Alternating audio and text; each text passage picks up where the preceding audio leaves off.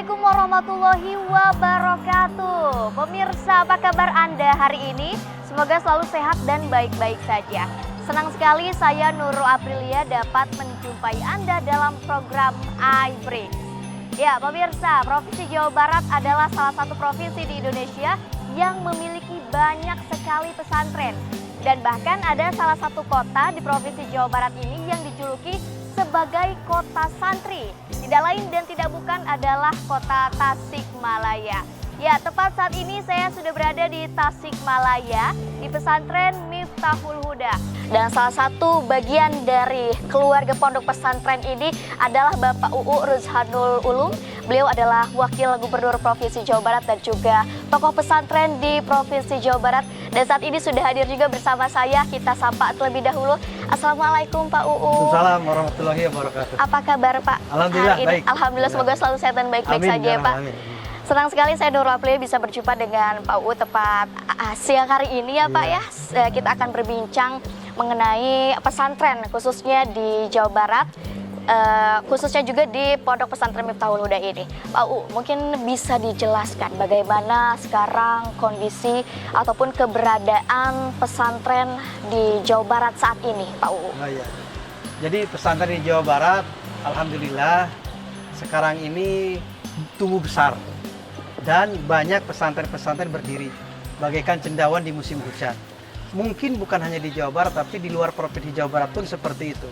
Jadi pesantren sekarang sedang renyah, atau orang lain, sedang booming, atau sedang bagus lah ya. Karena memang pemerintahan Pak Jokowi sendiri mendorong tentang eksistensi pondok pesantren masuk ke wilayah-wilayah formal. Ya, dengan adanya undang-undang pesantren, di Jawa Barat juga ada perda pesantren, dan juga yang lainnya. Sehingga pesantren hari ini semakin populer. Betul. Berarti dikuatkan dengan adanya undang-undang pesantren ini. Salah satunya dengan adanya hari santri. Betul. Jadi kan kalau dulu santri itu kampungan, ortodok. Nah sekarang kan nama santri sekarang sudah agak naik ke tengah. Familiar gitu. Begitu lah Pak. Familiar Betul. gitu. Sekalipun memang ada juga dampak yang kepopuleran ini, ada hal-hal yang kurang baik pun bisa terekspos tentang santri. Gitu. Betul sekali, dan salah satunya adalah dengan adanya pondok pesantren Miftahul Huda ini. Dan salah satu bagian dari pondok pesantren ini adalah Bapak UU sendiri. Ya, saya sebagai keluarga cucu dari pesantren itu. Iya, Pak, mohon izin mungkin bisa dijelaskan Pak terkait keberadaan pondok pesantren Miftahul Huda ini. Sejarah secara singkat Pak, didirikannya pondok pesantren Miftahul Huda ini seperti apa Pak UU? Saya pun hanya tahu dari kakek dan dari mamang-mamang ya, dari pimpinan pesantren Huda, Mang Haji Asep, dan juga Dewan Kiai ada Mang Haji Aji dan yang lainnya bapak saya. Jadi pesantren ini didirikan tahun 67. Kemudian sekarang berdiri pesat. Alhamdulillah ditinggal oleh pendiri kakek saya pada tahun 1994. Dan tahadus binimah setelah ditinggalkan pun terus berkembang. Sehingga santrinya hari ini mencapai 7.500. 7.000 per tahun ini? Ya, tahun ini 7.500. Luar biasa. Bahkan alumninya yang sudah tersebar di Jawa Barat aja 4.600. Se-Indonesia hampir 11.000 lebih. Itu cabang, bukan alumni. Kalau alumni juta. Dan alhamdulillah cabang yang sebanyak itu tetap komunikasi dengan pesantren, dengan induknya itu tidak lepas. Apakah itu dia datang mingguan, bulanan, ataupun tahunan. Ataupun ada kepentingan-kepentingan lain, kepentingan keluarga, kepentingan apapun, kepentingan lembaga, dia datang ke sini. Karena tidak dilepas oleh pada pesantren di sini. Jadi kelebihan pesantren di sini seperti itu. Yang kedua juga, pesantren di sini itu kan pesantren, disebutnya pesantren salafiyah. Kita tahu pesantren ini kan ada pesantren modern, ada pesantren salafiyah dulu itu ya. Pesantren modern itu pesantren yang ada sekolahnya. Boarding school mungkinnya seperti itu? Ya, pokoknya pesantren yang ada sekolah formal, ada SMP, SMA, SD, gitu kan. Itu biasanya disebut pesantren modern. Ada pesantren salafiyah, tapi pesantren salafiyah itu terbagi dua. Ada pesantren salafiyah yang tradisional, yang tidak pakai kelas, tidak klasikal istilahnya, yang ngajinya bondongan atau sorogan. Kelasnya itu tergantung kitab yang diaji. Ada kelas Safina, kelas Sorof, ataupun kelas Alfiyah. Jadi yang menentukan kelas itu adalah materi pelajaran. Ada juga yang dinamakan pesantren salafiyah tapi sudah klasikal, Oke. seperti di sini. Kalau di sini pesantren salafiyah tapi sistem belajarnya sudah pakai kurikulum yang dibuat oleh kakek saya sendiri. Oke. Ada kelas 1 Ibtida 2-3, 1 Sanawi 2-3 dan Madali perguruan tinggi. Seperti itu ada. Berarti pondok pesantren ini lebih merujuk pada ciri khasnya adalah pondok pesantren salafiyah namun Salafiyah. sudah klasikal begitu ya sudah, Pak? sistemnya sudah pakai manajemen Betul. yang modern. Sudah punya kurikulum begitu. Kurikulum tersendiri. Luar biasa, memang eksistensinya terjaga Pak sejak 1967 hingga saat ini memiliki beberapa cabang begitu. Iya. Sudah tersebar di seluruh Indonesia kah Pak atau fokus di Provinsi Jawa Barat saja? Hampir di seluruh Indonesia ada. Bahkan di daerah lain pun, negara lain, provinsi lain juga ada, tapi tidak banyak. Oke, sudah ada. Berarti hampir tersebar di seluruh Iya. Indonesia, tapi lebih banyak mungkin ya di Provinsi Jawa Jawa Barat Barat. ini. Apakah ada hubungannya Pak dengan syiar Islam sejarah sejak dulu Pak dengan adanya pondok pesantren ini? Apakah ada hubungannya begitu? Ya, Pak UU? jelas. Perlu sudah kami sampaikan sedikit bahwa pesantren di sini sudah memiliki program muadalah. Oke. Artinya syahadah yang dikeluarkan oleh pesantren di sini diakui oleh negara sejajar. Sudah menjadi pendidikan mainstream dengan program yang dikeluarkan oleh Pak Jokowi ini. Maka keluarga besar kami pesantren Tudau mengucapkan terima kasih kepada Pak Jokowi, presiden kita yang telah memberikan program wadah kepada pesantren kami. Nah, berkaitan dengan berdirinya pesantren dengan sejarah perkembangan Islam jelas. Karena kakek saya ini keturunan daripada Syekh Abdul Muhyi yang ada di Pamijahan. Betul. Beliau kan sebagai waliullah yang menyebarkan agama di Pulau Jawa, termasuk mungkin di daerah Tasikmalaya ini. Nah, beliau pun mengikuti jejak leluhurnya menjadi penyebar Islam.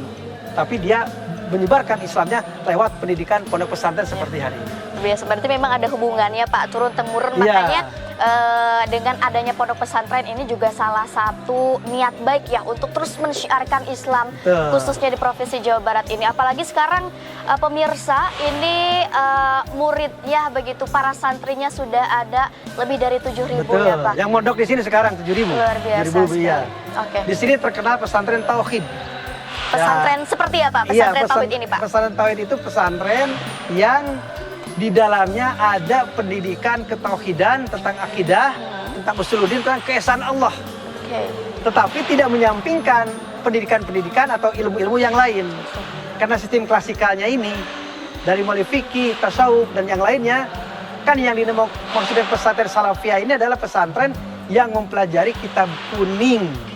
Gitu kan, seperti itu adanya. Tapi di sini terkenal pesantren Tauhid. Luar biasa. Tadi juga sudah disebutkan bahwa pondok pesantren ini adalah pondok pesantren yang sudah menerapkan sistem kurikulum, Pak. Nanti Ya. akan kita bahas selepas jeda berikut. Namun pemirsa jangan kemana-mana, tetap di iBreak hanya di iNews TV.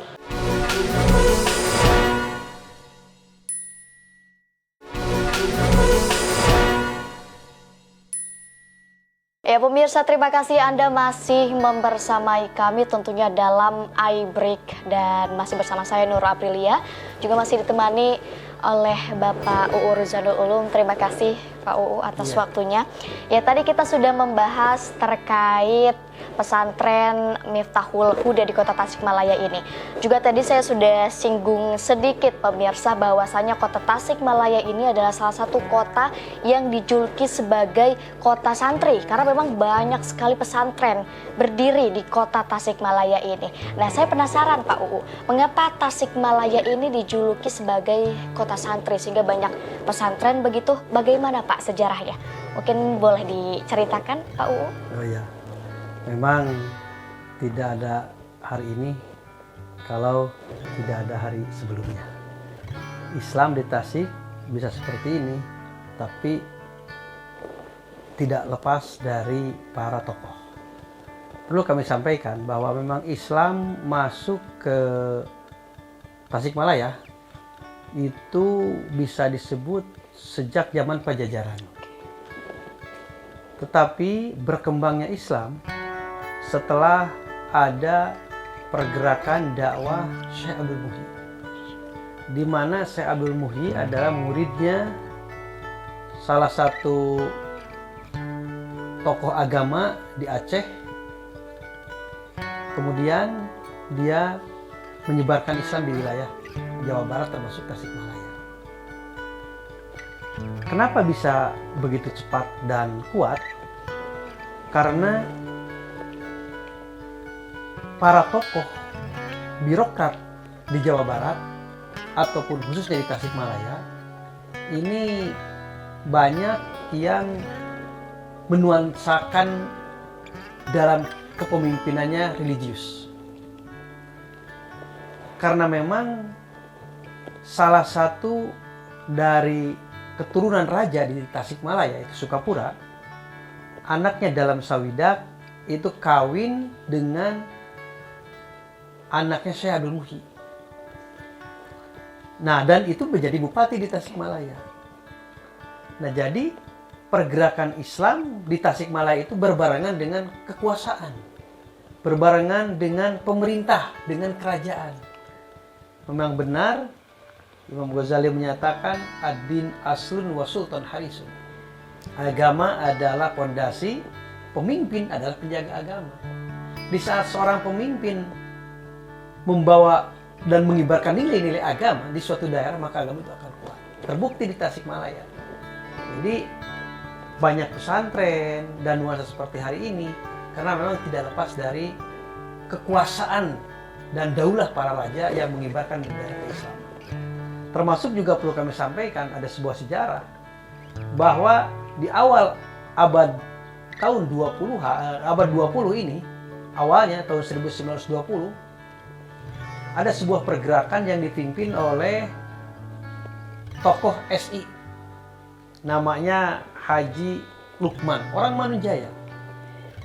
Beliau mengorganisir secara masif dan juga secara modern dalam manajemennya, membuat pergerakan melawan penjajah waktu itu. Jadi awal pergerakan modern melawan penjajah itu dari Manunjaya, yaitu di bawah pimpinan SI Manunjaya Pak Haji. Berarti memang tidak terlepas juga dari para tokoh penting begitu ya sejak zaman dahulu begitu, salah satunya tadi ada Bapak Syekh Abdul Muhyi itu salah satunya, sehingga saat ini memang banyak pesantren berdiri di bawah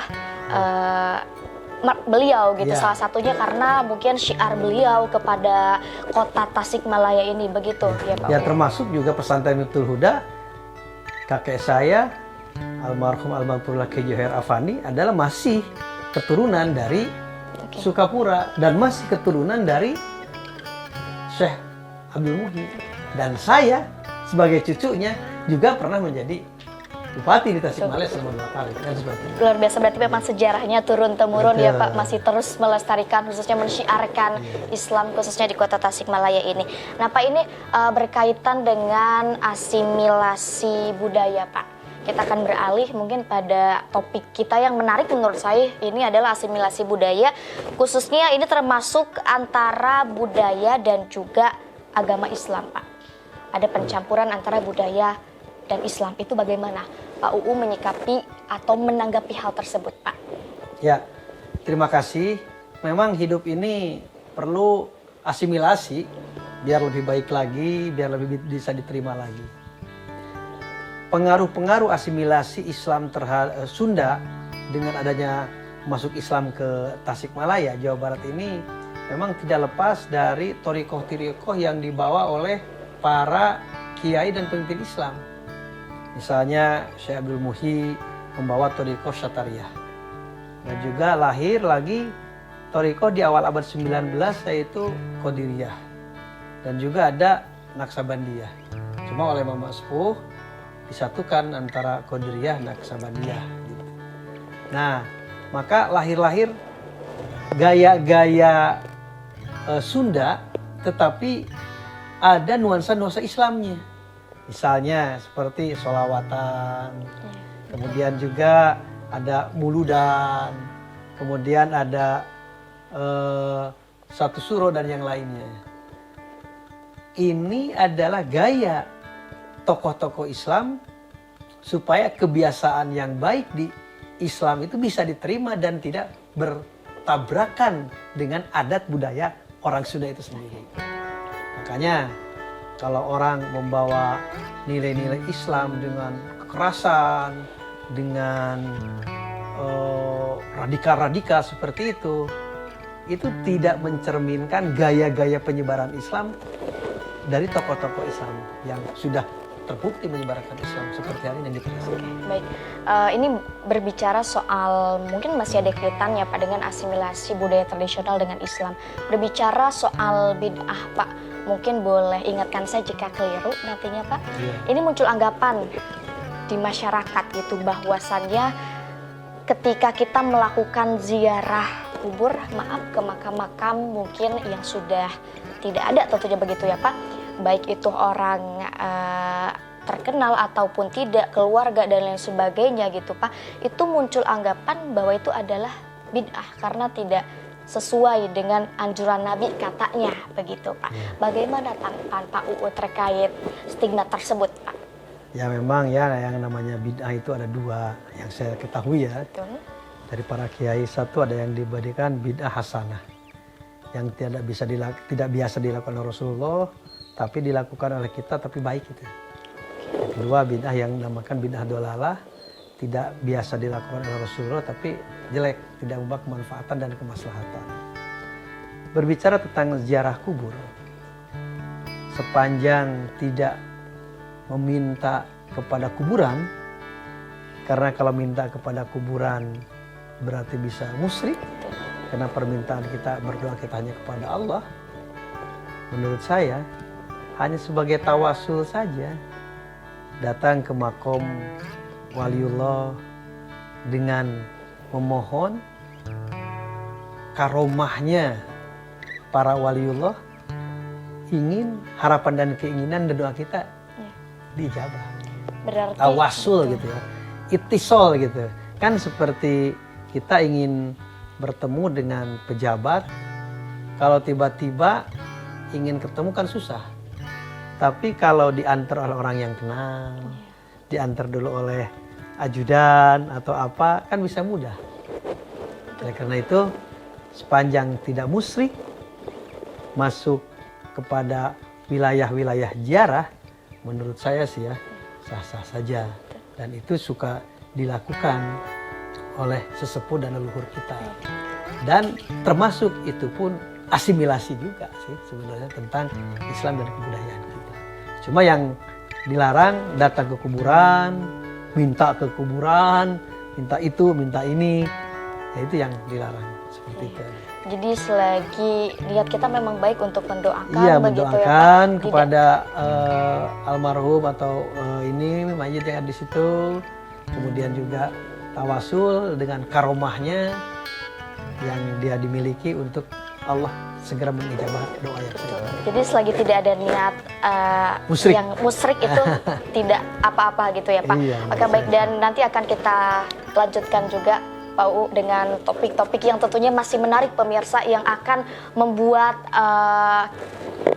pengalaman kita terbuka gitu. Nanti akan kita lanjutkan lagi setelah jeda berikut pemirsa. Namun karena ada yang mau lewat dahulu, jangan kemana-mana, tetap di iBreak hanya di iNews TV.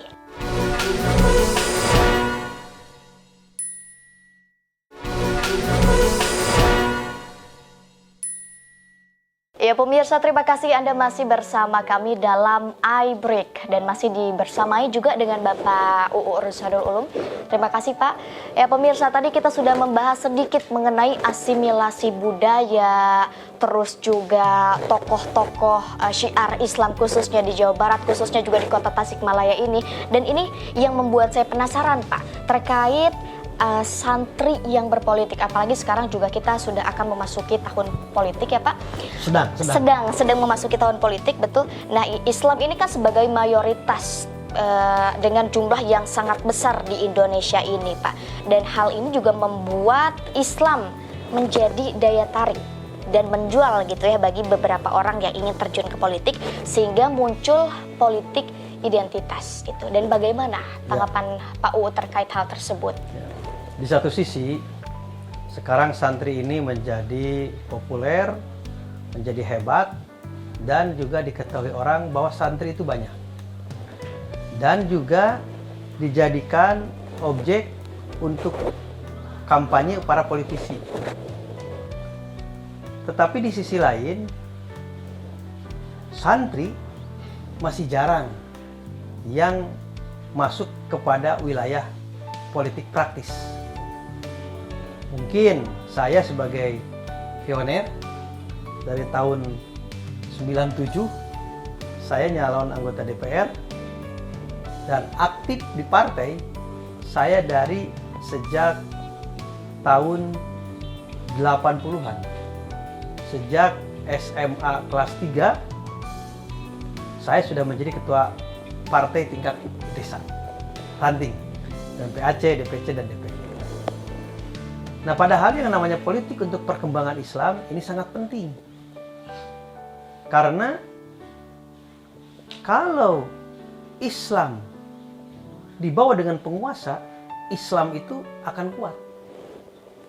Ad-din bil mulki yaqwa. Al-mulki bid-din yabqa.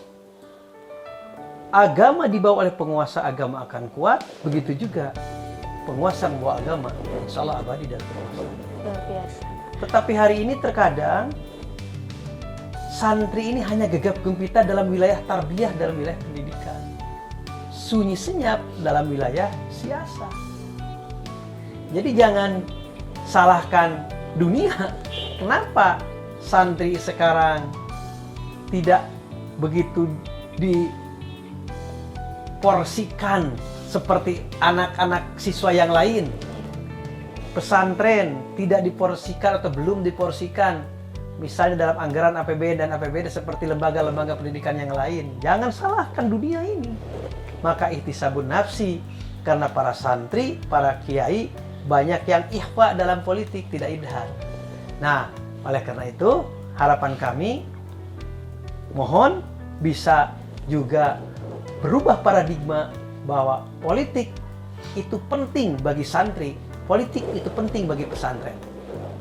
Sehingga suatu saat jebolan pondok pesantren bisa jadi anggota DPR, bisa jadi bupati, wali kota, gubernur, bahkan bisa menjadi presiden. Politik identitas sebagian orang melarang, sebagian orang tidak boleh. Tapi menurut saya politik identitas itu penting. Identitas seseorang dalam politik itu penting diketahui oleh masyarakat. Kalau identitas seseorang tidak diketahui oleh masyarakat, kemudian dia ikut dalam kompetisi, kami khawatir pilih kucing dalam karung. Maka tidak tertutup kemungkinan. Kenapa mungkin ada orang yang memilih saya? Karena ketahuan identitas saya adalah santri. Tapi juga tidak tertutup kemungkinan orang yang tidak suka kepada saya karena identitas saya santri. Iya, berarti memang politik identitas itu penting ya Pak ya? Penting bagi masyarakat biar tidak milih kucing dalam karung. Oke, luar biasa. Berarti memang tidak ada salahnya juga seorang santri berpolitik, begitu kan ya Pak? Apalagi betul tadi kata Pak UU bahwasannya ketika kepemimpinan di bawah syiar Islam itu Indonesia akan kuat begitu ya Pak ya, luar biasa. Dan mungkin ini Pak, karena ternyata keterbatasan waktu kita, sebetulnya masih banyak sekali yang ingin saya tanyakan Pak UU, luar biasa. Memang ilmunya dari Pak UU terkait tadi juga asimilasi budaya, kemudian terkait santri berpolitik dan lain sebagainya. Apakah ada himbauan Pak kepada masyarakat di luar sana? Sekalian mungkin closing statement kita untuk penutup perjumpaan kita pada segmen kali ini. Ya, terima kasih. Yang pertama, kita sebagai seorang muslim perkuat keimanan kita, ketakwaan kita, dan keilmuan kita. Karena iman kita tidak akan bagus, takwa kita tidak akan hebat kalau tidak punya ilmu. Oleh karena itu, saya berharap keluarga kita, anak kita, cucu kita, tolong salah satu dan sebagian waktunya untuk belajar ilmu yang bersifat ukhrawi yang ada di pesantren. Yang kedua, saya berharap para santri jangan tabu dalam berpolitik, tetapi kita harus masuk ke wilayah politik praktis, tetapi tidak mengganggu identitas kita sebagai orang yang menyebarluaskan syiar Islam. Jaga persatuan dan kesatuan, khususnya menjelang pemilu, karena persatuan dan kesatuan kunci dalam pembangunan. Luar biasa, jaga persatuan dan kesatuan karena persatuan dan kesatuan adalah kunci dalam pembangunan. Luar biasa. Terima kasih Pak UU, perbincangan yang cukup hangat pada segmen kali ini pemirsa, dan kita bisa petik pelajaran-pelajaran dari Pak UU yang sudah disampaikan pada episode kali ini. Dan tentunya saya Nurul Aprilia juga mengucapkan terima kasih kepada para pemirsa yang sudah menyimak episode kita kali ini, dan saya Nurul Aprilia mengucapkan terima kasih dan sampai jumpa di episode berikutnya. Wassalamualaikum warahmatullahi wabarakatuh. Salam.